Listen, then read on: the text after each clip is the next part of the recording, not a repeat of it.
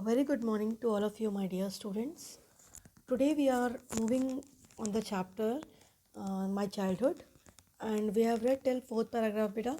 In these four paragraphs, we have read about the basic childhood of Mr. APJ Abdul Kalam, who were his friends, about the uh, journey of his friends, and about the journey of his earning of first salary through monthly wise wage and through daily wise wage, and many more things, whatever he earned from his parents, और इनके background कैसा था life का, तो वो सारी चीज़ें हमने अभी तक पढ़ी हैं. नाउ लेट्स सी कि आगे इनके लाइफ के बारे में क्या लिखा हुआ है. तो लास्ट जो पॉइंट हमने पढ़ा था वो ये पढ़ा था कि इनके फ्रेंड्स कौन कौन से थे. रामानंद शास्त्री, अरविंदन एंड शिव प्रकाशन, ये 3 फ्रेंड्स थे इनके. एंड ये तीनों का करियर क्या क्या था ये हमने पढ़ लिया था. So moving on from the paragraph number 5, I am reading and I am telling you what's the meaning. During the annual Sri Sitaram Kalyanam ceremony, our family used to arrange boats with a special platform for carrying idols of the Lord from the temple to the marriage site, situated in the middle of the pond called Ram Tirth, which was near our house. Events from the Ramayana and from the life of the prophet were the bedtime stories my mother and grandmother would tell the children in our family. अब देखिए यहाँ पे लिखा हुआ बेटा, इनके यहाँ पे जैसे हम लोग को क्या आपने आज के टाइम में देखा होगा कि ड्यूरिंग दैट दुर्गा पूजा दुर्गा पंडाल लगते हैं हर जगह पे. ड्यूरिंग गणेश चतुर्थी गणेश पंडाल हर जगह पे लगते हैं. बहुत सारे ऐसे ऐसे पंडाल्स आपने देखे होंगे. आपने इवन अगर आपने अटेंड नहीं किया होगा तो एटलीस्ट आपने देखा ज़रूर होगा. तो उस टाइम पे ऐसा क्या होता था कि श्री सीताराम कल्याणम सेरेमनी कुछ होती थी. अच्छा, जैसे कि कोई भी सेरेमनी होती है अभी भी, तो आप देखते होंगे उसमें सारे जिस एरिया में होता है उस एरिया से सबका एक कलेक्शन होता है जिसको हम लोग चंदा कहते हैं. चंदा collection, like for example like some money is collected. ठीक है, कुछ कुछ कंट्रीब्यूशन हमें देना होता है अपना, जिसको हम लोग कलेक्ट करके एंड देन हम लोग वो सेरेमनी को ऑर्गेनाइज़ करते हैं. चाहे वो पंडाल हो, चाहे वो कुछ भी हो, कोई भी सेरेमनी हो, हम लोग ऑर्गेनाइज़ करते हैं. तो वैसे ही इनके यहाँ पे श्री सीताराम कल्याणम सेरेमनी होती थी, जिसकी वजह से अब उस टाइम पे कोई कंट्रीब्यूशन नहीं करता था बेटा.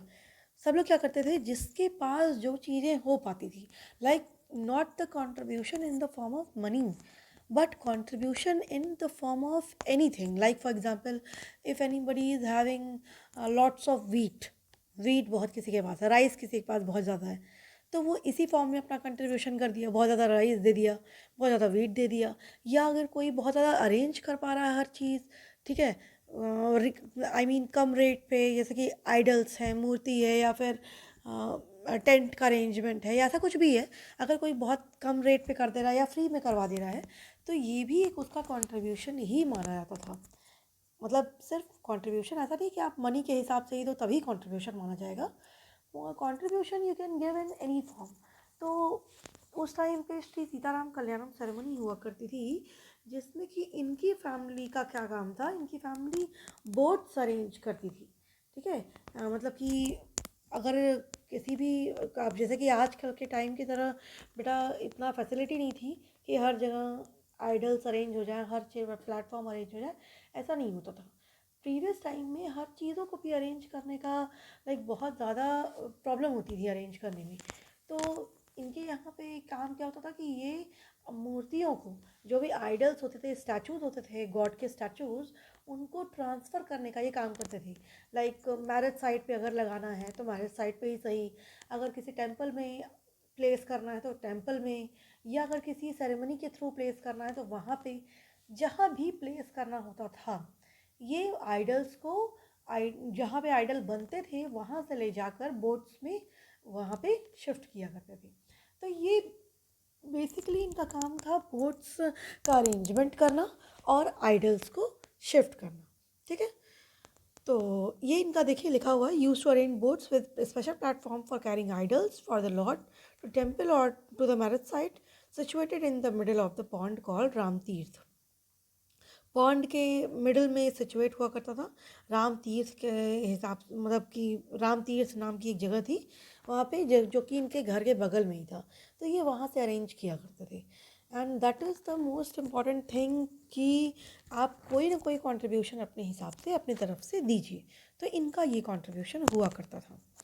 अब लिखा हुआ देखिए बेटा, even events from the Ramayana and life from the life of prophet Mohammed were the bed time stories my mother and grandmother would tell the children in our family. इनकी फैमिली में ऐसा नहीं था कि he was belonging from a Muslim family तो सिर्फ इनको prophet Mohammad की स्टोरी सुनाई जा रही है, या सिर्फ इनको कुरान की बातें बताई जा रही हैं, या सिर्फ आप कह सकते हैं कि एक जो मुस्लिम प्रेयर्स होती हैं वो बताई जा रही हैं। ऐसा नहीं होता था।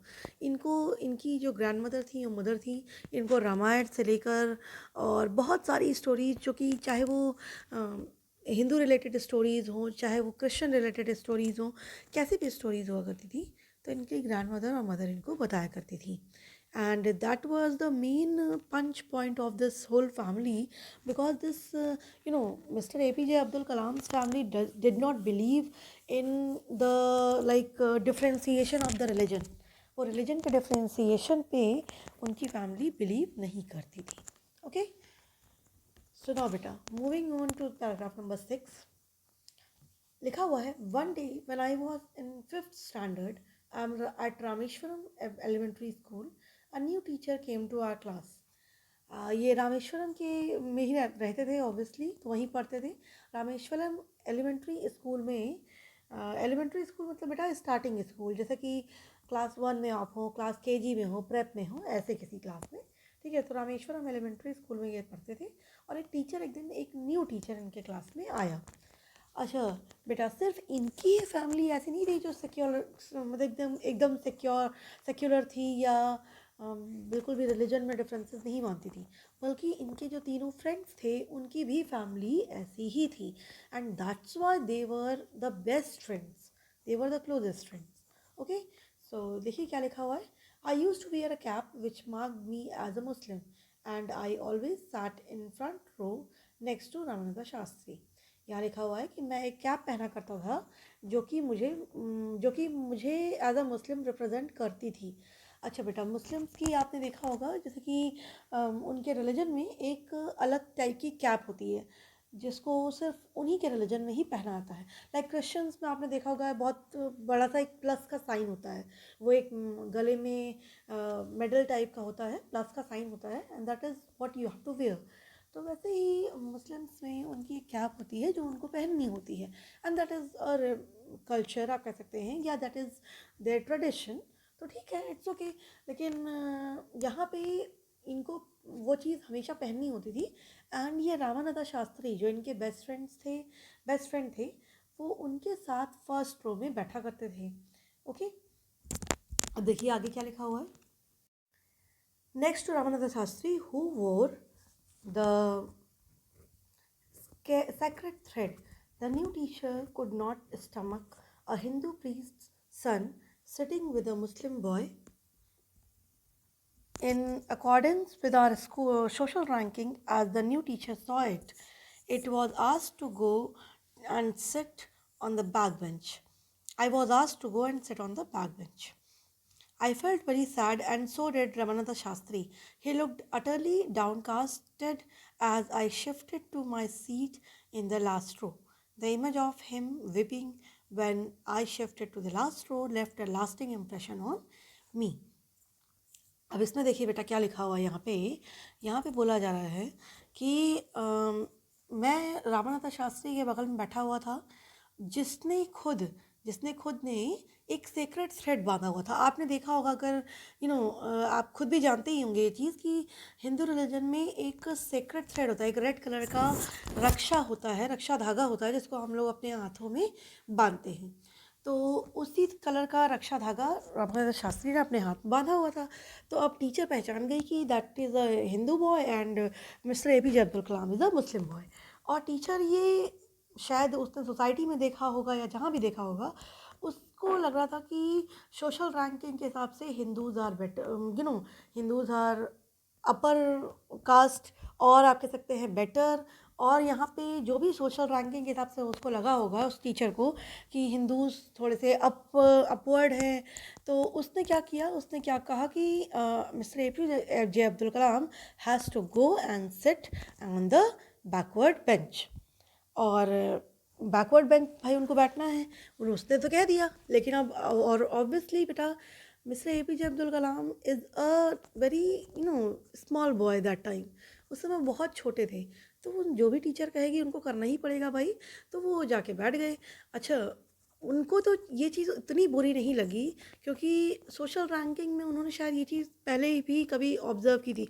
उनको हालांकि बुरा लगा, ऐसा नहीं बुरा नहीं लगा, लेकिन उनसे ज़्यादा बुरा लगा उनके फ्रेंड को, दैट इज़ रामानंद शास्त्री को।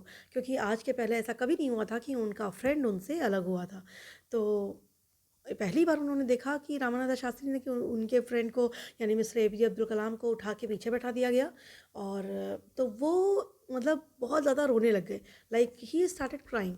एंड पहली बार मिस्टर APJ अब्दुल कलाम कह रहे हैं कि उनकी जो इमेज थी रोते हुए, वो मेरे ऊपर एक लास्टिंग इम्प्रेशन छोड़ गई। मतलब वो मुझे आज तक याद है कि वो मेरा फ्रेंड मेरे पीछे जाने की वजह से रोने लग गया था। तो वो आज तक उनको याद रह गई इमेज, वो उनको आज तक याद है कि कैसे उनके फ्रेंड को बहुत बुरा लगा था।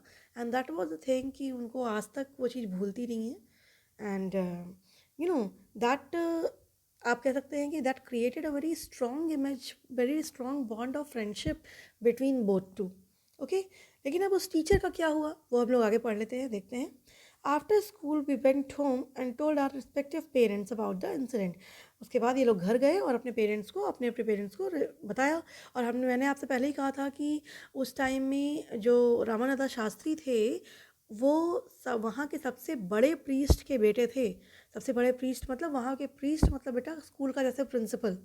तो वहाँ के जो भी प्रिंसिपल हुआ करते थे, वहाँ का जो भी सबसे बड़ा स्कूल हुआ करता था, सबसे बड़े स्कूल के सबसे बड़े प्रिंसिपल के बेटे थे वो रामानंद शास्त्री। यानी कि पक्षी लक्ष्मण शास्त्री जो थे वहाँ के, वो सबसे बड़े स्कूल के प्रीस्ट थे।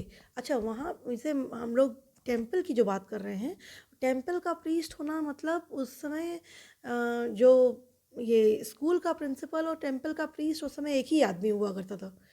क्योंकि उस समय पढ़ाई को एक तरह से ज्ञान देना जिसको कहते हैं ना, तो वो पंडित ही होते थे जो ज्ञान दिया करते थे। और तो वो प्रीस्ट वही कहलाते थे जो टेम्पल में बैठते थे, वही आके टीचर भी बनते थे।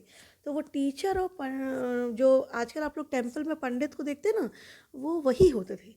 तो सेम पर्सन हुआ करते थे। तो वहाँ के सबसे बड़े प्रीस्ट के बेटे रामानंद शास्त्री खुद ही थे। तो रामानंद शास्त्री ने भी अपने पेरेंट को बताया, और मिस्टर APJ अब्दुल कलाम ने भी बताया।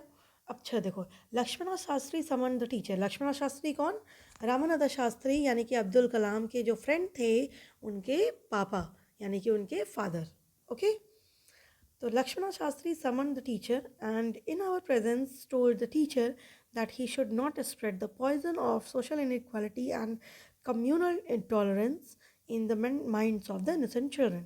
उन्होंने लक्ष्मण शास्त्री ने सबके सामने उस टीचर को बताया, उस टीचर को एक तरह से आप कह सकते हैं कि कॉल किया, बहुत ही फोर्सफुली कॉल किया। एंड देन उनको ये चीज़ आप कह सकते हैं डांटना, या आप कह सकते हैं स्कोल्डिंग, या आप कह सकते हैं कि जो भी आप अपने हिसाब से कह लें कि बहुत ही अनमैनर्ड वे में उनको डांटा कि आपने ऐसा क्यों किया, you should not have done this, and communal intolerance आप मत फैलाइए बच्चों के माइंड में। बच्चे बहुत इनोसेंट हैं और उनके माइंड में आप ये सारी गंदगी बातें, ये सारी ऐसी इनइक्वालिटी वाली बातें आप मत फैलाइए उनके दिमाग में।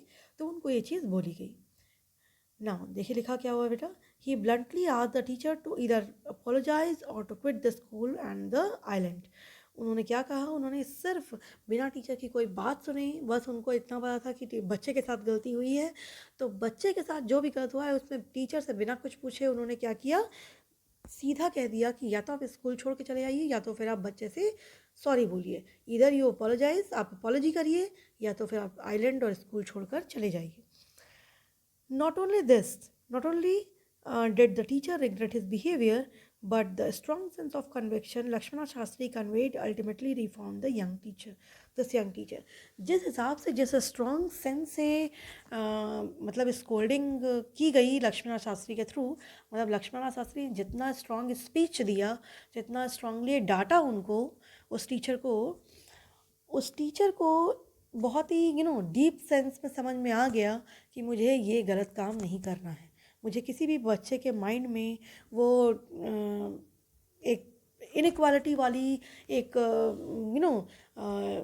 आप कह सकते हैं कि जो भी ऐसी कम्युनल इनटॉलरेंस की बातें हैं वो हमें बच्चों के माइंड में नहीं फैलानी है। उस टीचर को समझ में भी आ गया एंड उस टीचर ने रिग्रेट भी किया अपनी बिहेवियर के लिए, यानी कि फ्रॉम मिस्टर APJ अब्दुल कलाम उसने अपोलोजाइज भी किया। ओके, सो टिल नाउ बेटा आपको ये भी समझ में आ गया कि कैसे मिस्टर APJ अब्दुल कलाम ने अपने लाइफ में स्ट्रगल्स किए हैं। थोड़े बहुत स्ट्रगल्स भी आपने देखे from the very early age, उन्होंने स्ट्रगल करना स्टार्ट कर दिया है। तो आपने थोड़े बहुत स्ट्रगल भी देखे अभी तक।